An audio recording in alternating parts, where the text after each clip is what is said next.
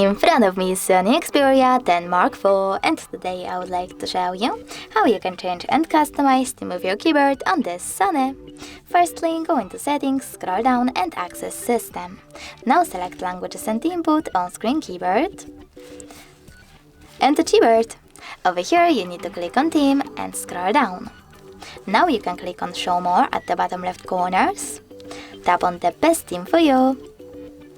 Click on this switcher to manage keyboarders and tap on Apply. This way, as you can see when I go back, theme of my keyboard has changed.